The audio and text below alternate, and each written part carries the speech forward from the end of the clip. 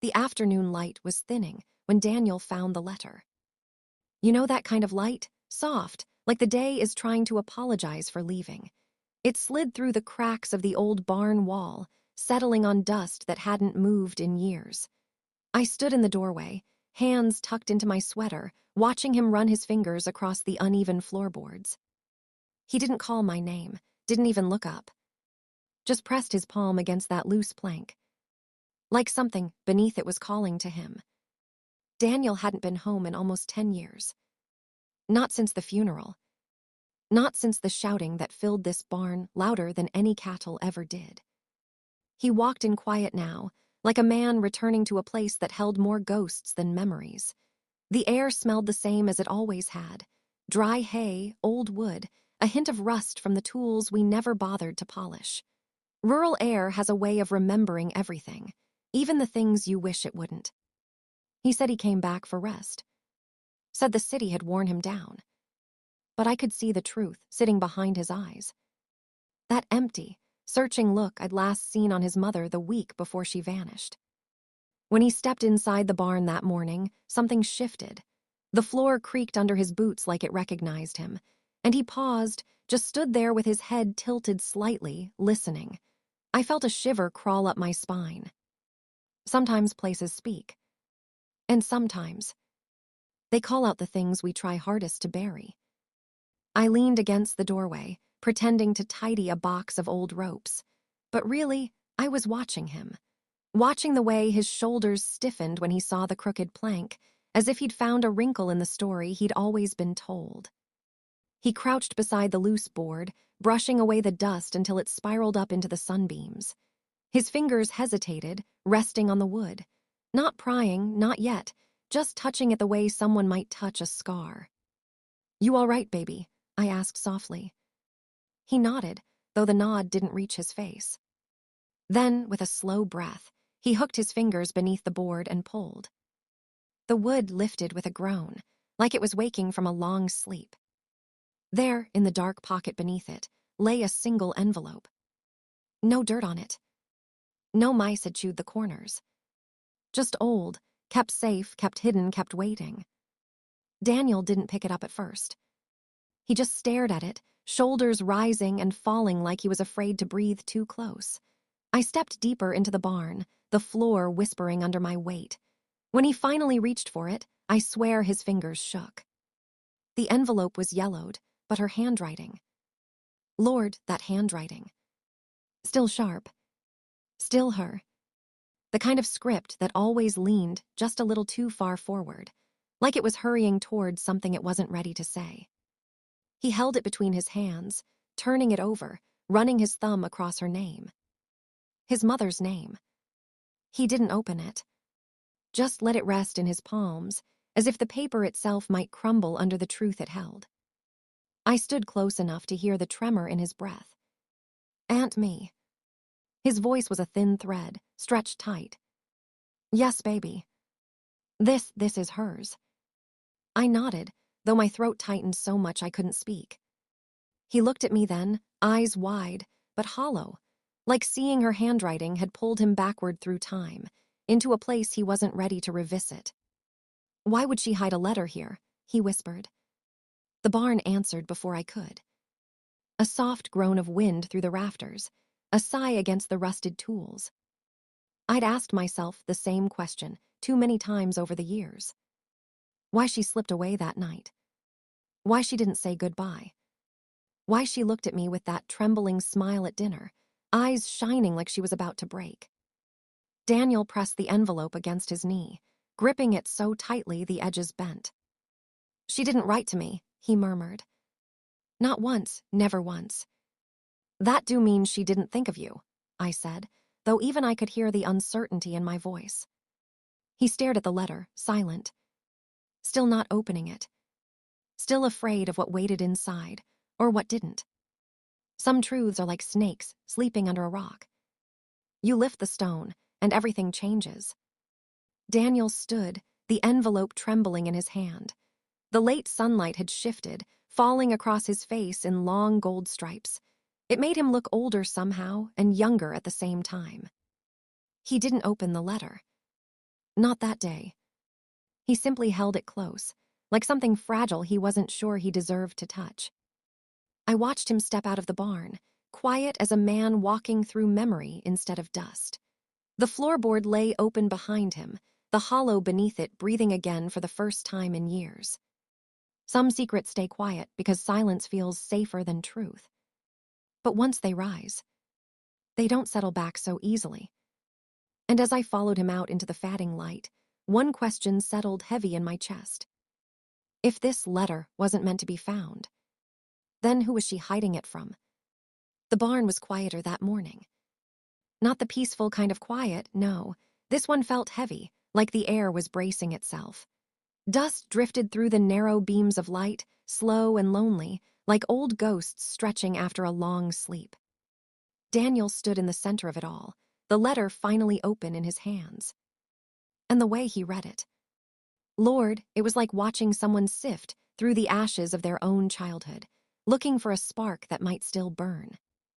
I kept my distance at first, leaning against the barn doorframe where the wood had softened from years of weather.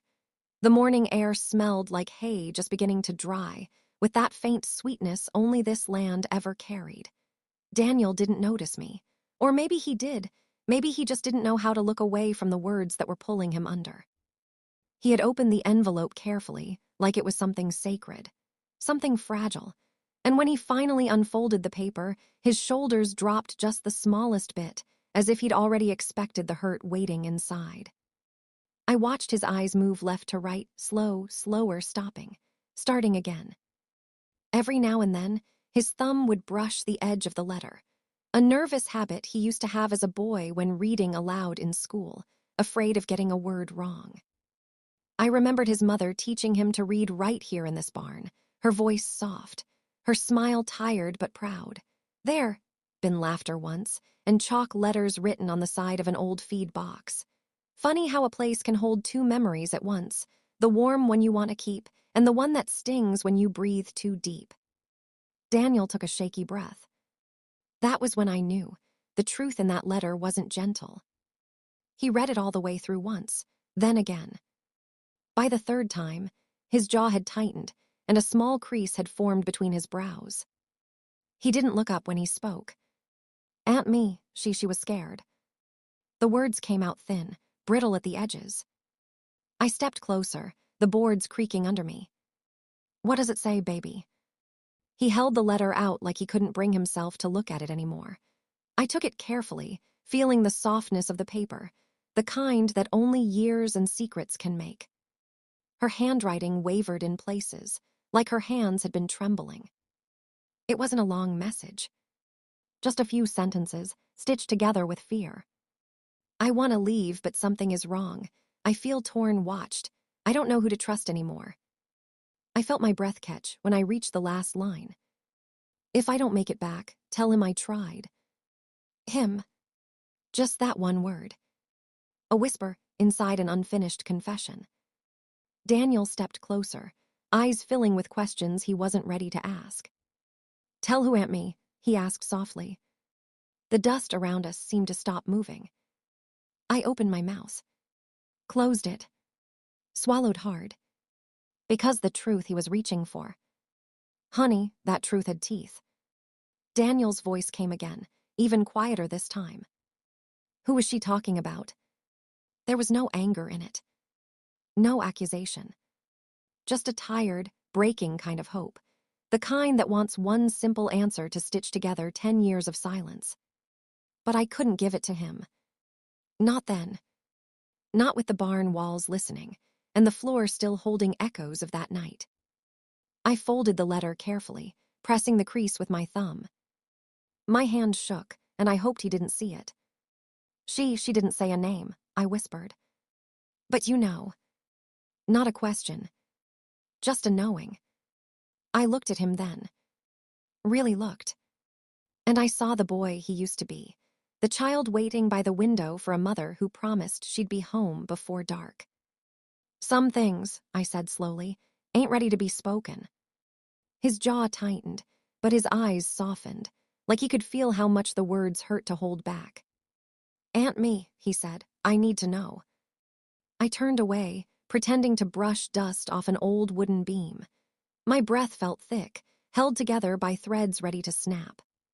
Because answering him meant opening a door I had locked years ago. And some doors, once opened, don't close again. Daniel didn't press me. He just stood there, holding the letter like it might crumble if he let it go. The sunlight behind him made his shadow stretch long across the floor, thin, fragile, searching. He folded the paper again, slower this time, and slipped it back into the envelope. For a moment he just held it against his chest, eyes closed, as if trying to feel whatever part of her still clung to it.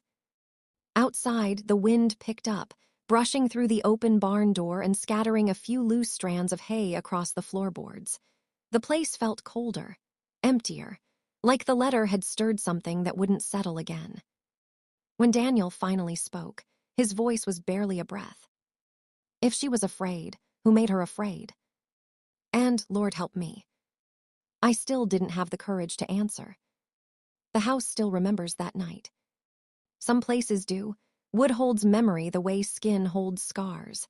And every time the wind pushes against the walls just right, I swear I can hear her footsteps again, soft, hurried, unsure. Daniel sat across from me at the kitchen table, the letter between us like a guest neither of us had invited. Outside, the trees leaned in close, as if they wanted to listen too. He asked me what happened the night she vanished. And Lord help me, the truth came back in pieces sharp enough to cut. I poured him some tea, though neither of us touched it.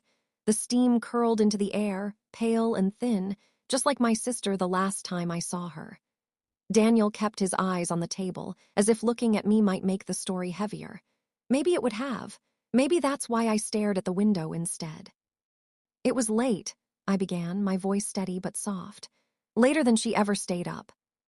I told him how the wind had been beating against the windows that night, rattling them like restless hands. The old house moaned with every gust, not the usual night sounds.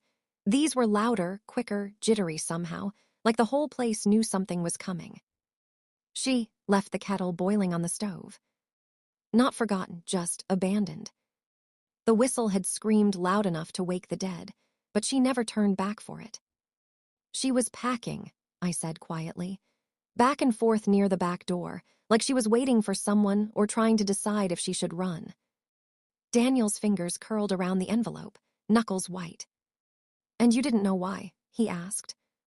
I shook my head. No, baby, not that night, not even in the years after. But the memory of her eyes, that sharp, frightened shine, still burns clear as day. Daniel leaned in, elbows on the table, the chair creaking beneath him. The house seemed to respond to every shift of weight, as if listening for names long buried. What did she say to you? He asked. I closed my eyes, letting the memory walk back to me, slow and careful. She asked if I'd heard anything strange outside, said she thought someone had been following her the last few days. Daniel's breath caught. I nodded. I asked her who. She just shook her head. I can't be sure, she told me, but something feels wrong. I remembered how she'd reached for her shoes, those brown flats she wore everywhere, and then stopped, set them back down. Her feet stayed bare. She looked at me then, I whispered, and there was something in her eyes I'd never seen before. Fear, yes, but also a kind of grief, like she'd already decided something that broke her heart. Daniel swallowed hard. What did you do? What could I do? I asked, my voice tightening. She didn't explain, didn't ask for help, just kept glancing toward the door, flinching every time the wind hit it. The house groaned softly above us. Old beams, old secrets. I told her to stay, I continued. Told her she didn't have to go anywhere that night. But she went, Daniel said quietly. Yes, I breathed. She went. It happened fast, too fast for memory to hold still. One moment she was standing near the door. The next she'd slipped out into the night, her silhouette swallowed by wind and darkness. I ran after her, barefoot on cold boards, the night air slapping hard against my chest. But when I opened the door, she was already gone. No flashlight. No coat. Just the sound of the storm, and the faint beat of her footsteps fading into it. Daniel listened without blinking. His hands were still, too still, like he'd turned to stone just to keep from shaking. "What time was that?" he asked. "Just past 11. I watched the clock. I kept thinking she'll come right back. She'll calm down, she'll explain." He looked around the kitchen then, eyes tracing the corners, the ceiling, the door frame, as if the house might whisper the answers I never could. "And no one reported anything?" he asked, voice thin with disbelief. "No one said she was scared?" I felt heat rise in my cheeks, shame I'd carried for years. "No, baby, we didn't. We thought she was just upset, tired. You know how folks are in small towns. Nobody wants to stir trouble unless they have to." Daniel's jaw tightened. "But she was afraid," he said. Not a question. A truth. I looked down at my hands. Yes, and I should have seen how much. Silence settled between us, thick, shapeable, like wet clay. Daniel didn't move, didn't speak. He just stared at the back door, the same one she'd slipped through all those years ago. Outside, the wind brushed against the siding, soft now, almost gentle. The kettle on the stove clicked as it cooled, echoing faintly across the room. I reached for Daniel's hand, but he pulled back, not out of anger, but because he needed both hands to hold the letter again. He unfolded it slowly, eyes scanning the final line over and over. "If I don't make it back, tell him I tried." His breath trembled. Aunt Me, why didn't anyone look for her that night?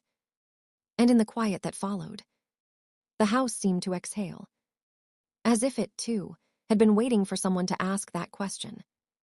The barn felt different that morning. Still quiet, still dusty, but the quiet had a pulse to it, like the air was holding something it didn't want to let go. Daniel stood beneath the old rafters, staring up toward the hayloft where the sun slipped through in thin, trembling lines. From where I stood near the doorway, he looked like a man listening to a whisper only he could hear. He didn't say a word, just climbed the creaking ladder with a care that made my heart ache, as if he feared he might disturb a ghost sitting in the shadows above. I hadn't stepped into that hayloft in years, not since the day we found her missing and started searching every inch of this place for signs she might have left behind. But Daniel, he walked like someone who knew there was something waiting for him up there. Like the letter wasn't the whole story, just the thread that led to another hidden seam. He moved slowly, steadying himself on each rung. Dust puffed out from the wood beneath his hands, drifting around him in soft clouds. The sun caught those particles just right. They sparkled, suspended, as if time itself were taking a long, shallow breath. I stayed on the ground floor, one hand pressed against the cool barn wall. This place had witnessed more truth than any of us were brave enough to speak. When Daniel reached the top, he paused. Not because he was afraid, but because something had caught his eye. "What is it?" I called softly. He didn't answer right away. Instead, he knelt in the far corner, brushing his fingers over something I couldn't see. And even from the ground, I felt it, that shift in the air, that quiet trembling in his voice when he finally whispered, "Aunt Me, someone was up here." I climbed the ladder slower than he had, one worn rung at a time. My knees complained with every step, but my heart beat harder, pushing me upward. When I reached the top, Daniel stepped aside so I could see. There were footprints in the dust. Faint, softened by time, but still shaped enough to show the curve of a heel, the press of toes. Too small for Daniel. Too light for a grown man. My breath caught. "She used to come up here," I whispered. "When she was younger, before she—" My words fell away. In the corner, half buried beneath the hay, sat an old lantern. Its metal frame rusted, handle bent, glass smeared with age. Next to it lay a torn strip of cloth, soft, faded blue. I recognized the fabric immediately. Her apron. The one she wore for chores, pockets always filled with string and wildflower stems she collected on her walks. Daniel lifted the cloth gently, like it might crumble. His eyes softened in that distant way, like he was imagining her in this space, knees tucked beneath her, lantern glowing faint around her face. "She sat here," he murmured. "She sat right here and wrote that letter." The picture of it made my stomach twist. A woman so afraid, she had to hide herself away. A mother writing words she didn't want anyone to hear. "Aunt Me," he whispered, voice cracking. "What was she running from?" The barn didn't answer, but the silence felt louder than any truth I could have spoken. Daniel stood and walked slowly across the hayloft, as if retracing steps she might have taken. Every shift of his weight stirred old dust into the air, ghostly trails rising between us. "I don't understand," he said. "If she was scared, why didn't she tell anyone? Why hide everything up here?" His voice echoed faintly off the wooden beams, turning the question into something bigger, heavier. I sank onto an old bale of hay, feeling its prickle through my skirt. My eyes drifted across the loft. The familiar cracks in the wood. The tools left where they didn't belong. The shadows in the far corners that had never quite looked empty to me. "She wasn't just afraid," I said softly. "She was torn. Something or someone kept her quiet." Daniel stopped walking. His back stiffened the way his mother's used to, when she heard a noise she wasn't expecting. "Someone," he repeated. I nodded slowly, keeping my eyes on the lantern instead of his face. "I think she was hiding from a person, not a feeling, not a worry she imagined." He swallowed hard. "Who?" The word floated in the air. Gentle, desperate searching. But I could not answer, not yet. Instead, I pointed to the footprints. "See how they face the ladder, like she heard something below, like she was listening." Daniel crouched again, tracing the outline of a print with his finger. "She was scared," he whispered, "but she tried to be quiet." The hayloft felt suddenly smaller. Like the walls were holding a memory I wasn't sure we were ready to hear. Daniel stood in the center of the loft, turning slowly, eyes drifting over every board, every shadow, every possibility. The torn cloth lay in his hands like a fragile truth, light, but impossible to carry. Outside, the afternoon sun shifted, sending a thin beam of gold across the floor. It caught the dust, the lantern, the footprints. Every forgotten thing she left behind. Daniel exhaled shakily. "She hid her words," he said, "but she wanted someone to find them." I touched his arm. "Maybe she hoped the truth would come out when it was safe." He looked at me then, really looked. "Aunt Me, was it ever safe for her?" I opened my mouth, but the answer tangled in my throat. The barn creaked softly, like something inside it shifted. And that was all the answer either of us got. The afternoon light slanted low across the kitchen table, turning everything it touched a soft, tired gold. I set the old metal tin in front of Daniel, dented, rusted at the corners, smelling faintly of cedar and thyme. He didn't know what was inside. He only knew it was heavy, and that I had kept it hidden for years. When I lifted the lid and pulled out the photograph, the room seemed to hold its breath. Daniel leaned in, eyes narrowing. Because the man beside his mother was a stranger whose face looked carved from stone. The photograph wasn't large. Just a small square of faded paper tucked among scraps of ribbon, old receipts, and dried flower petals she once pressed between book pages. I'd kept it all these years, tucked away where neither dust nor memory could destroy it. I placed the photo gently on the table. Daniel stared as if it might speak. His mother, my sister, was young in that picture, younger than I'd ever seen her. Her smile was small, barely there, but her eyes, Lord, her eyes were bright, hopeful, maybe even happy in that quiet way she carried joy. But the man beside her was the opposite. His shoulders stiff, his jaw set tight, his eyes not on her, not on the camera, somewhere past both, like he was watching something only he could see, or something he didn't trust. Daniel's voice came out low. "Who is he?" I felt my fingers tighten around the tin, knuckles pale. "He was around for a while," I said softly. "Then he was." Daniel frowned. "That doesn't answer anything." No, it didn't. And maybe that was the point. Some answers don't come easy. Some are buried deep, because speaking them out loud feels too close to opening old wounds. Daniel picked up the photograph, holding it by the edges like it might crumble. He ran his thumb across his mother's face first, softly, almost lovingly, before letting his gaze settle on the man. "I've never seen him," he whispered. "Not once, not in stories, not in memories, not in anything you ever told me." I swallowed hard. "Your mama, she didn't talk about him much. Did she love him?" Daniel asked it carefully, as if the wrong answer might change something inside him. I hesitated, spinning the edge of the tin with my fingertip. The metal was cold. "She cared for him," I said, "but caring ain't the same as loving, and loving ain't the same as trusting." Daniel looked up sharply. "So you didn't trust him?" "I didn't trust what he carried," I said. "The quiet, the temper, the way he could make a room colder just by walking into it." Daniel blinked slowly, eyes drifting back to the photograph. "He looks angry." "He always did," I murmured, "even when he smiled." Daniel traced the man's outline with his gaze, broad shoulders, stiff posture, a distance in his eyes that felt like a warning.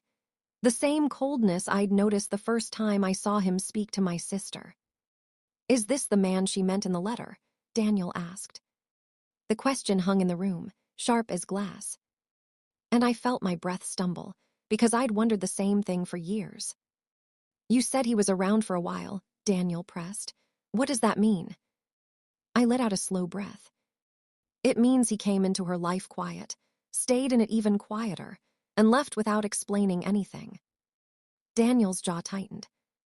"That doesn't make sense." "No," I said, "but not everything she lived through did." He leaned back in his chair, photograph still in hand. The sunlight caught on the glass of the window behind him, casting a bright, thin line across his cheek.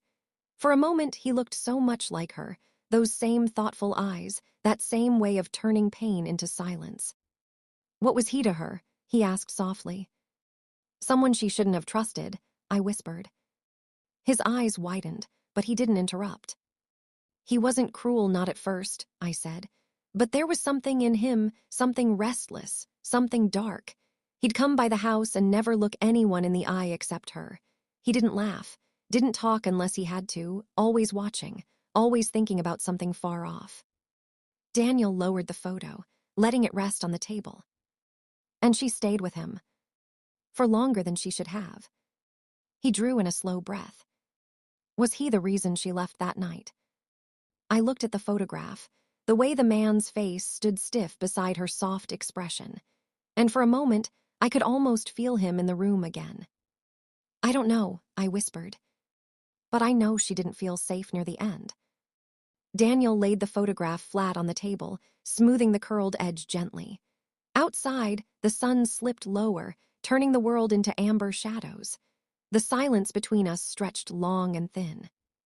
He studied the man's face one last time, those unreadable eyes, that uninviting posture, and something inside him shifted. I could see it in the way he held his shoulders, the way he breathed shallow and slow. "This can't be all there is," he said quietly. "She wouldn't hide a letter unless she was trying to protect someone." I nodded. "Maybe she was trying to protect you." He closed his eyes, letting the weight of that settle. When he opened them again, there was a new question forming, one he wasn't ready to say out loud. He touched the photograph's corner once more. "Aunt Me, what happened between them?" And once again. I had no answer that wouldn't break something open. The sky was the wrong kind of gray that morning. Not the gentle kind before rain, but the heavy, watching kind that makes you pull your collar a little tighter. Daniel drove down the narrow dirt road slowly, as if the trees leaning over it might overhear where he was going. He told me he just wanted to ask a few people some things. But the way his hands gripped the steering wheel said otherwise. He wasn't chasing answers anymore. Something in him had shifted. Now, it felt like he was chasing the truth that everyone else had chosen to bury. There weren't many neighbors left who remembered his mother, not really. Time has a way of sanding down faces and stories until only the softest, vaguest parts remain. But Daniel visited each one, knocking gently on doors whose hinges sighed from age. Some welcomed him with polite smiles. Others hesitated, their eyes flicking toward the road as if making sure no one had followed him. I didn't go with him that day. I stayed home in my rocking chair, listening to the wind shift through the trees. But I could picture it all too well. The way folks would offer him tea, but keep their hands wrapped tight around the mug the way they'd speak softly, glancing at the windows like the shadows outside might be listening. And every time he came back to the house for a moment, a drink of water, a breath of air, he looked older. Not in his face, but in the way he carried himself. Like the weight of what he wasn't hearing was somehow heavier than the weight of the truth he hoped to find. Because the hardest thing isn't when people lie. It's when they tell the truth in pieces. Just enough to confuse you. Never enough to set you free. The first neighbor he spoke to, Mrs. Whittaker, remembered his mother's laugh. She had a pretty way of being sad, she said. But when Daniel asked about the last few weeks before she disappeared, the woman's smile tightened like a knot pulled too hard. Well, things were tense, she murmured. Tense how? Oh, you know how folks get, she replied, not meeting his eyes. But she didn't explain. Didn't elaborate. Just stirred her tea until the spoon clicked sharp against the cup. The next neighbor, old Mr. Green, was sitting on his porch when Daniel pulled in. He adjusted his glasses, squinting at Daniel as if the past were finally catching up to him. She had visitors, he said. What kind?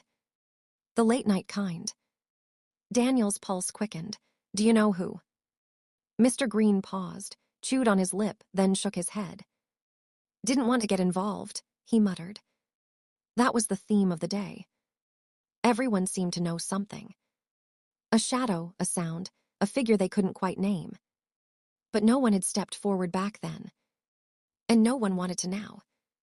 But it was Mrs. Leland, the soft-spoken neighbor from across the field, who dropped the memory that changed the air around Daniel entirely. I saw him, she whispered. Saw who? The man from that photograph, walking your mama's property, watching the house. Daniel's heart clenched. And so did mine, when he told me later. When Daniel asked Mrs. Leland, when she saw the man, her answer made the hairs on his arms rise. 2 weeks before she vanished, she said. Maybe less. He didn't knock on the door, didn't call out, just stood near the edge of the trees like he was waiting. Daniel's breath felt tight in his chest. Why didn't you tell anyone? He asked.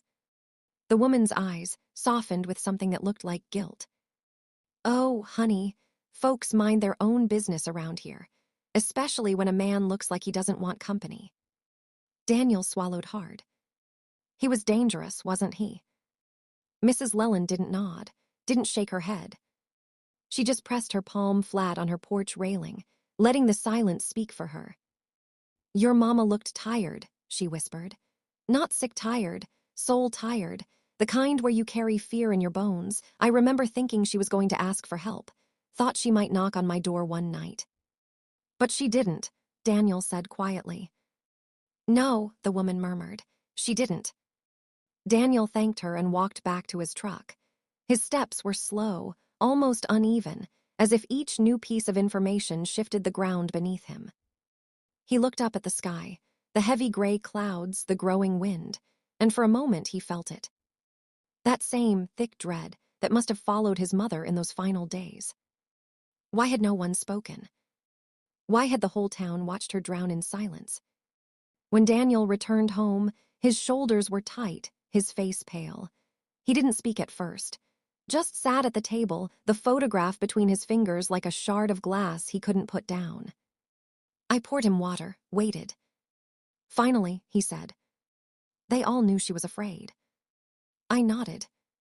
They all heard something, saw something, felt something, and still no one did anything. His voice cracked on that last word, anything. Outside, thunder rumbled in the distance, rolling across the fields slow and low. The sky was dark now, the kind of dark that comes before a storm tears its way through. Daniel leaned back, eyes fixed on the photograph. "Aunt Me," he whispered. Why did everyone choose silence? And in the echo of that question, the house seemed to stiffen, as if bracing for the truth to finally rise. The evening light slipped through the curtains in thin, tired ribbons, the kind that makes dust look like falling ash. Daniel stood in his mother's old bedroom, the air around him still with a silence that had not moved in years. His hand rested on the top drawer of her dresser. But it was the second drawer, the one that never opened, that held his gaze. When he tugged the handle and felt it resist, something in him shifted. Because some drawers stay locked for a reason. And some truths wait behind wood and metal, patient as grief. The room hadn't changed much since the night she vanished. Her perfume bottle, half full, still sat on the vanity. Her mirror still caught the light in the same soft, forgiving way. Her hairbrush still held a few strands of brown hair, as if she had just stepped away for a moment. But the quiet was different now. Heavier. Listening. I stood in the doorway, watching him scan the dresser top the way she used to, eyes gentle, fingers hesitant. That room had always been sacred to her, a place she entered softly, like stepping into a church. Daniel crouched and tugged the locked drawer again. "Aunt Me, do you have the key?" My heart dropped. Not because I didn't know where it was, but because I did. It had lived in my sewing box for almost 10 years, tucked beneath old spools of thread and buttons that didn't match anything anymore. She, given it to me the week before she disappeared. No explanation, no instructions, just pressed it into my hand with a trembling smile and said, "Keep this safe." I walked to my room, opened the box, and held the key for a long moment. Cold metal. Heavy memory. Then I returned and placed it in his open palm. His eyes flicked up to mine. Silent. Searching. Daniel knelt in front of the dresser, turning the key slowly, almost reluctantly in the lock. The metal clicked with a sound too loud for such a small drawer. He paused, breathing in sharply, then pulled it open. The smell hit first. Old paper. Forgotten ink. A hint of lavender she used to tuck into her pockets. Inside were letters. Dozens of them. All folded with a care that made my chest ache. Daniel lifted the first one gently, as though touching a relic. The envelope wasn't sealed, none of them were. They had never been sent. He unfolded the paper, and I watched his eyes move across the page. His brow tightened, his shoulders stiffened, and the room seemed to shrink around us. "She was writing to him," he whispered. "All of these there for the same man." I nodded slightly. I figured as much. The letters were filled with fear so soft it seeped through every line. Apologies she shouldn't have owed. Long sentences about trying to be better, quieter, less of a burden. Words no woman should have to write to someone she loved.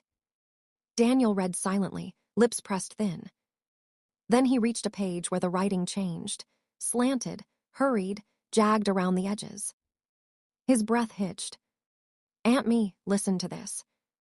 He read it aloud, voice shaking. He said I wasn't allowed to leave anymore. The words hung in the air like smoke, dark, thick, impossible to breathe through.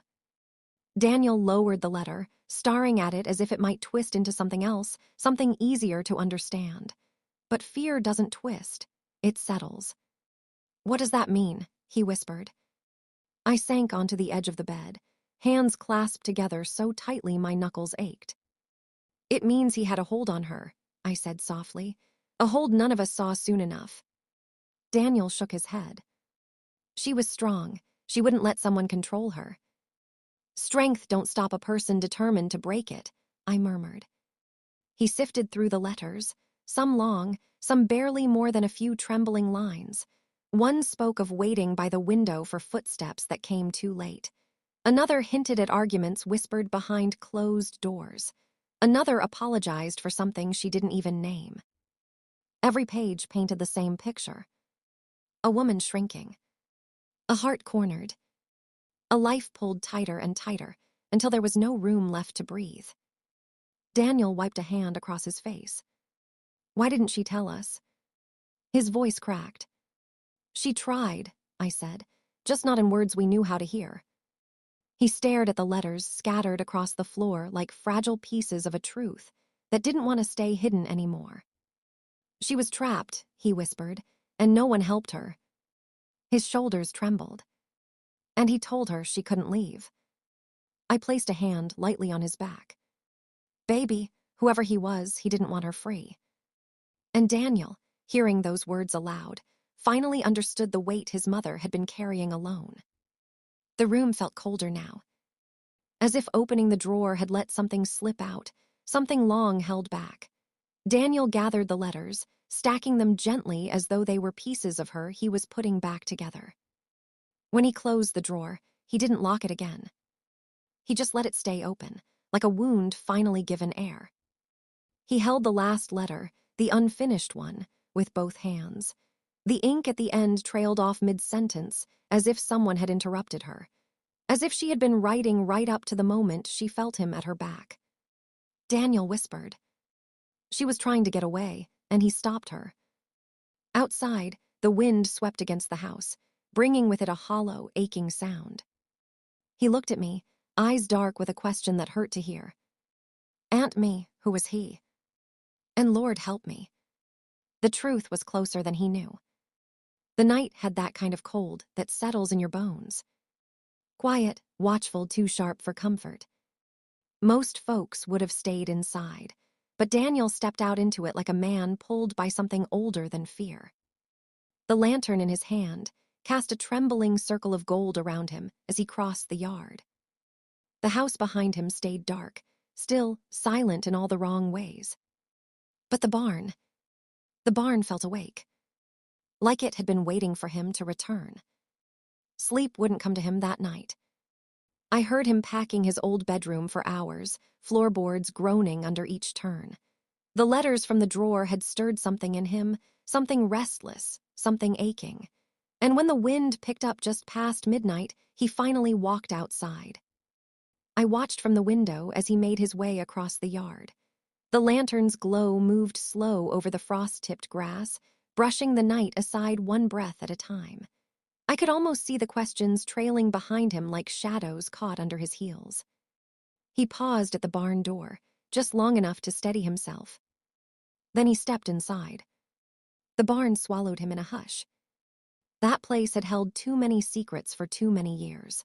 The way the air shifted whenever someone entered, it was like the walls remembered things the rest of us had tried hard to forget. Daniel lifted the lantern, letting the weak light touch the rafters, the hay bales, the familiar dust hanging thick as old stories.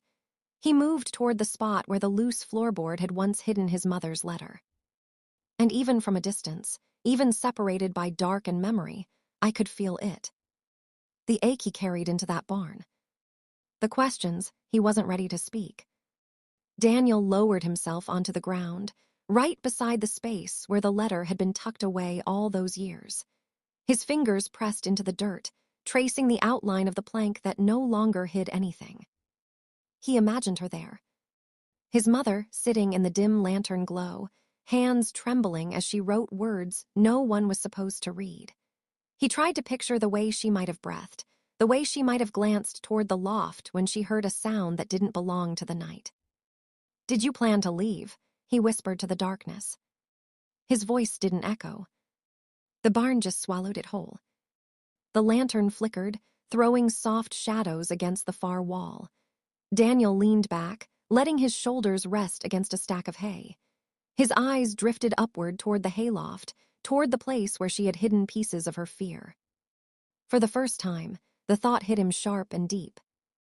Maybe she wasn't leaving alone. Maybe she had planned to take him. Maybe she had waited for the right moment. Maybe she had tried. The idea stung. Because if she'd meant to take him, then someone had stopped her. The wind brushed against the barn's thin wooden siding, making it shudder. Daniel tightened his grip on the lantern. "What happened to you, Mama?" His voice cracked. "What or who kept you from coming back for me?" The barn answered only with silence. Daniel's breath misted in front of him, pale in the lantern light. He rubbed his hands together for warmth, though no amount of rubbing would erase the cold settling inside him. He closed his eyes, letting the quiet wrap around him. And in that quiet, memories rose, uninvited, unfinished. He remembered her voice, calling him in for dinner. Her soft hands brushing dirt from his face when he played outside too long. Her whisper, thick with worry, telling him not to answer the door unless she said it was safe. Safe. The word felt different now. He wondered if she'd known she didn't have much time left. He opened his eyes and studied the empty space in front of him. "Did you sit here wondering if you could make it?" he murmured. "Did you look back at the house and think about waking me up, taking me with you, running before he found you?" The thought hollowed his chest. The lantern popped softly. A thin ribbon of smoke curled upward, and for a moment it looked like a shape, like a woman's silhouette bending over a letter she didn't know how to finish. Daniel swallowed hard. If she had meant to take him, the letter's last line made even more sense. "If I don't make it back." He felt the rest of the sentence settle over him like a winter coat. She had tried. God knows she had tried. Daniel slowly rose to his feet, lantern still trembling in his grasp. The barn seemed to breathe around him, quiet, cold, ancient with unspoken truths. He took one last look at the floorboard, at the shadows stretching long and thin across the dirt. "I would have gone with you," he whispered. It wasn't anger. Wasn't accusation. Just a soft ache that had waited 10 long years to find its voice. He stepped outside, closing the barn door gently behind him. The night met him with a colder wind, brushing past him like a warning or a memory. He looked back once. The lantern's glow faded into the darkness, leaving only the outline of the barn standing against the moonlight. "What stopped you?" He breathed into the open air.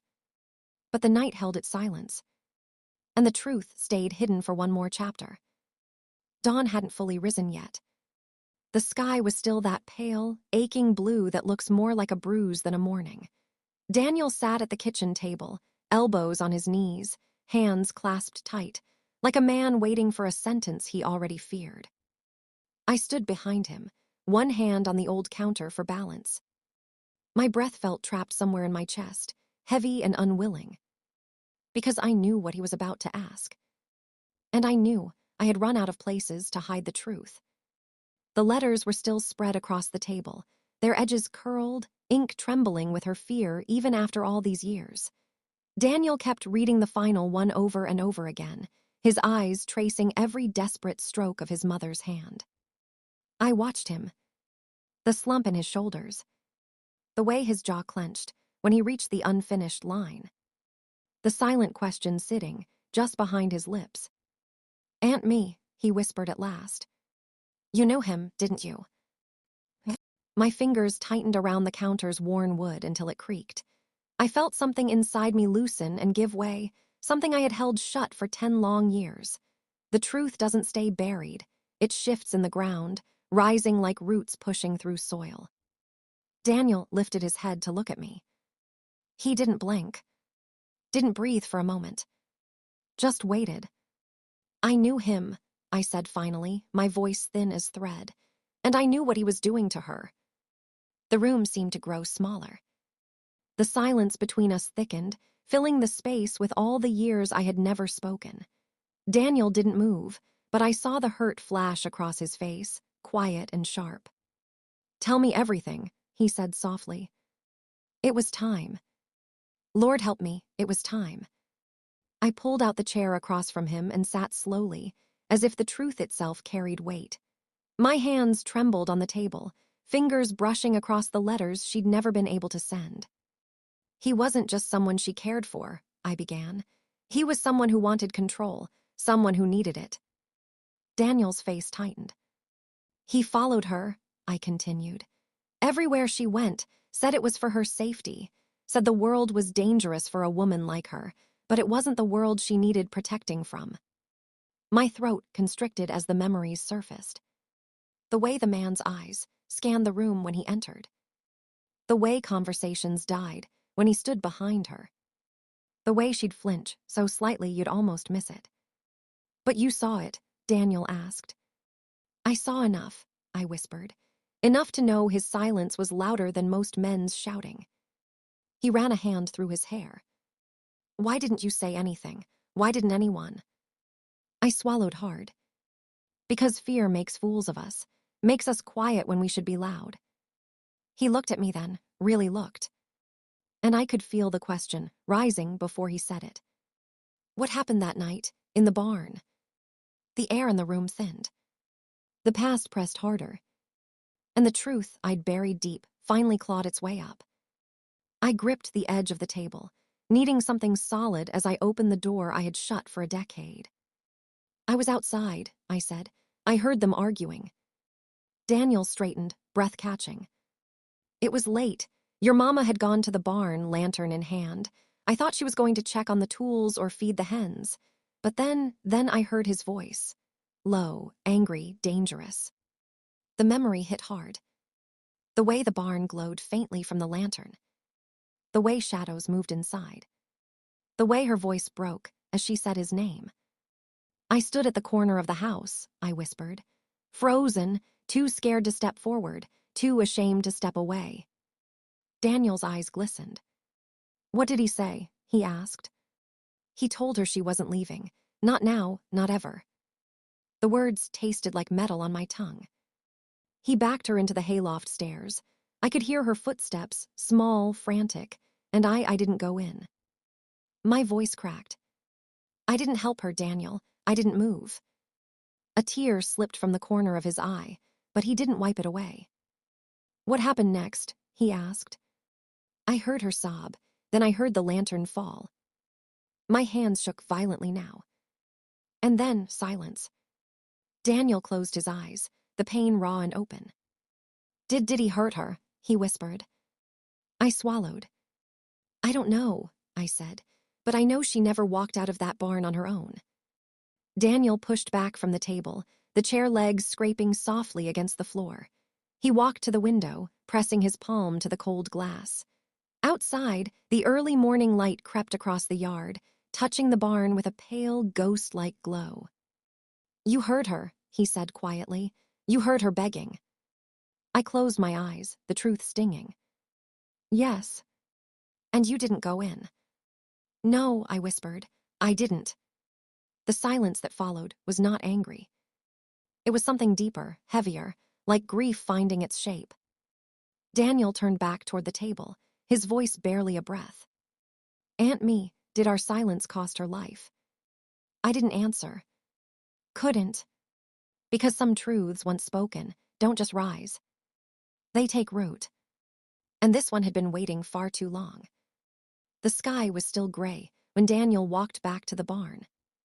That color between night and morning, when shadows haven't made up their minds yet. The air felt heavier than usual, thick enough that every breath seemed to drag memory up from the ground. He carried no lantern this time. Just purpose. Just the kind of quiet determination a man finds only when the truth has backed him into a corner. The barn door creaked open, not in welcome, but like a warning that had come too late. I watched from the porch, my arms wrapped tight around myself as Daniel crossed the yard. He didn't look back, didn't hesitate. Something in him had shifted during the night. The softness that grief brings had sharpened into something else. Something heavier, something that wouldn't let him rest. He wanted answers. Needed them.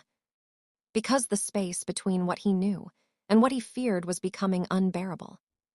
When he disappeared inside the barn, the morning swallowed him whole. I could almost feel the silence closing around him, the same silence that had held its breath the night she vanished. Inside, the barn was colder than the world outside. Dust hung thick in the air, each fleck catching what little light slipped through the cracks. Daniel paused near the center, glancing up toward the hayloft, then down at the floorboards where the letter had once slept beneath wood and time. He wasn't here for memories anymore. He was searching for anything. A scrap, a shadow, a sign. That might tell him what happened after her last cry faded into the night. And though I wasn't beside him, I felt it. The weight of the past closing in, step by step. Daniel knelt near the far corner of the barn, the part no one ever bothered to clean, the place forgotten even by the dust that drifted lazily elsewhere. Something about the ground looked wrong. The soil was uneven, the pattern broken. He pushed hay aside, slowly, carefully. Underneath, the dirt carried signs of disturbance. Not recent. Years old.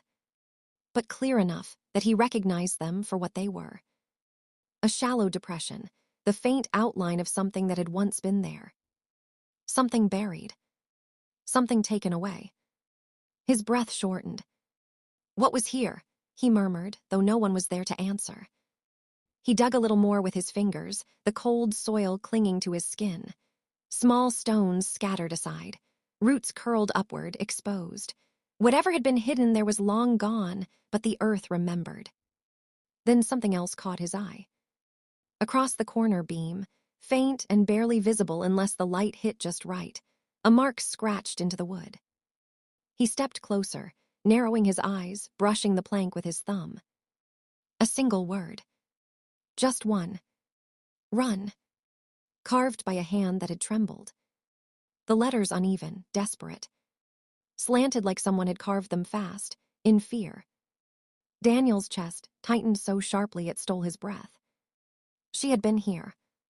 His mother had been right here. And she had been afraid.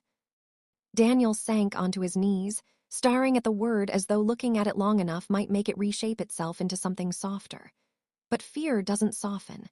It leaves marks sharp as broken glass. "Run," he whispered. His voice broke on the word. He reached out, resting his fingertips on the carved letters. He imagined her hands, small, shaking, pressed hard against the wood. He imagined the breathlessness in her chest, the footsteps behind her, the lantern's fading glow. He imagined her carving that word, because there was no time to write anything else. No time to finish the letter. No time to come back for her son. Did she try? He asked the empty air. Did she get away? His throat closed around the question. He walked across the barn slowly, retracing steps she might have taken.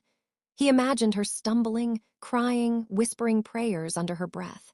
He imagined her watching the door, waiting for a sound that would tell her she could run. But the soil told another story. Something had been buried here, then removed. Taken, hidden, moved again. Daniel pressed his hands to his face. Pieces of a truth he didn't want began to edge their way into his thoughts. Pieces shaped like fear, shaped like final moments, shaped like goodbye. "Did someone catch you?" he whispered. "Or did you run until you couldn't anymore?" The barn didn't answer. Its silence was too old, too heavy, too full. Daniel stood slowly brushing dirt from his knees, though the weight in him didn't move. He glanced once more at the carved word, "Run," a message left too late, a plea swallowed by the very walls that witnessed it. He stepped backward toward the barn door, lanternless, letting the dim morning light guide him. Behind him, the shadows stretched long and thin, clinging to the corners as if unwilling to let him go. When he reached the doorway, he paused. Cold air brushed past him, slipping into the barn like a sigh. "She tried," he murmured. "I know she did." But knowing didn't ease the ache in his voice. He turned toward the house, shoulders heavy, steps slow.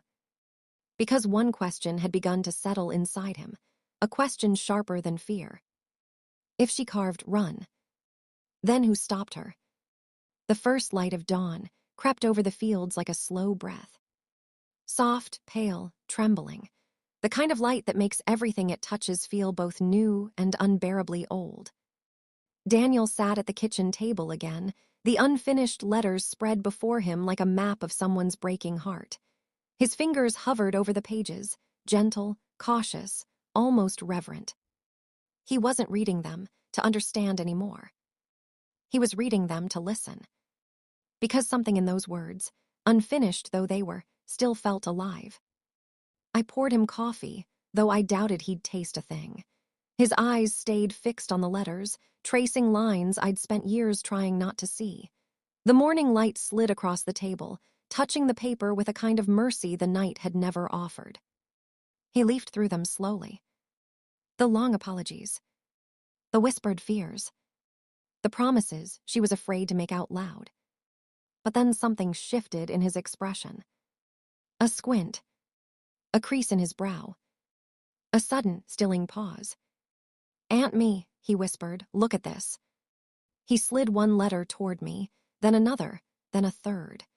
Each one ended with a nearly identical pattern, phrases that trailed off right before she said something she clearly meant to hide. "If I can get there." He said he'd wait by the... Once I reached the edge of... Everything stopped just before the place. The meeting point. The one safe thing she had left.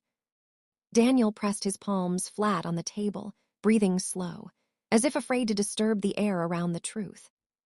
"She was planning to run," he said softly. "And she wasn't planning to run alone." A shiver rippled through me, because I had long feared this truth, and long hoped for it too. Daniel picked up the final unfinished letter, the one she'd written the night she vanished. His hands trembled, not from weakness, but from the overwhelming weight of everything she hadn't been able to tell him. He read aloud. "If I don't make it back, tell him I tried." He swallowed hard. "There's more under that line," he said. "Look, barely visible." And he was right. Faint, almost erased by time or fear, the ink continued in a broken curve. He angled the paper toward the sunlight, letting the morning reveal what the night had hidden. "He'll be waiting where the fence ends. He said it's the only place he can keep me safe." Daniel's breath caught. "She had someone," he said. "Someone helping her, someone she trusted enough to risk everything." His voice trembled on the last word. I leaned back, the truth shifting inside me like an old wound remembering why it hurt. "She might have made it," I whispered. "She might have gotten to him." Daniel closed his eyes, letting the possibility settle over him, a fragile, aching hope he hadn't allowed himself to feel until now. "If she got that far," he murmured, "then why didn't she come back for me?" The question wasn't angry, wasn't bitter, just unbearably human. I touched his hand gently. Maybe she wanted to, maybe she planned to, but survival asks for sacrifices no one ever wants to make. Daniel stood abruptly, gathering the letters into his hands as if they were pieces of her soul scattered across the table. He moved through the house slowly, deliberately, like he was walking through her memory rather than wood and floorboards. I followed him outside, the cold morning air brushing our faces. The fields stretched wide and silent, waiting for sun, for truth, for whatever came next. He walked to the barn. Not rushed, not hesitant, just steady. The barn door groaned open once more, tired from the weight of so many secrets. Daniel stood at the threshold, holding the unfinished letter to his chest, eyes drifting across the space where her footsteps had faded 10 years before. "She almost made it," he whispered. "I can feel it." I nodded, the truth forming quietly in my own chest. "She might still be out there," I said. "Somewhere far, somewhere quiet, a place where nobody knew him, a place safe enough for her to breathe again." Daniel's gaze softened, filling with something warm and painful. Hope shaped like a tremor. "But if she survived," he said, "why wouldn't she find me?" I stepped closer, touching his arm. "Maybe she planned to. Maybe she's been trying. Or maybe she believed keeping you away from all this was the only way to protect you." He looked at me then, truly looked. And for the first time since he came home, I saw him imagining a future where she wasn't dead. Just lost. Daniel stepped into the barn fully, breathing in the cold, dust-sweet air. The dawn light spilled across the dirt floor, catching the carved word on the beam. "Run," making it glow faint, like a message meant for him too. He stood where the floorboard had once hidden the letter, where she had once sat, terrified but trying, where her story had nearly ended, but maybe hadn't at all. He held the unfinished letter against his heart, eyes damp but bright. She was so close, he whispered. So close to getting free. The sun rose higher behind him, filling the barn with gold. Not a harsh light. Not a final one. A waiting one. Daniel exhaled, steadying himself. If she's still out there, he said softly, then I'll find her. And for the first time in 10 long years. The silence didn't feel empty. It felt like hope,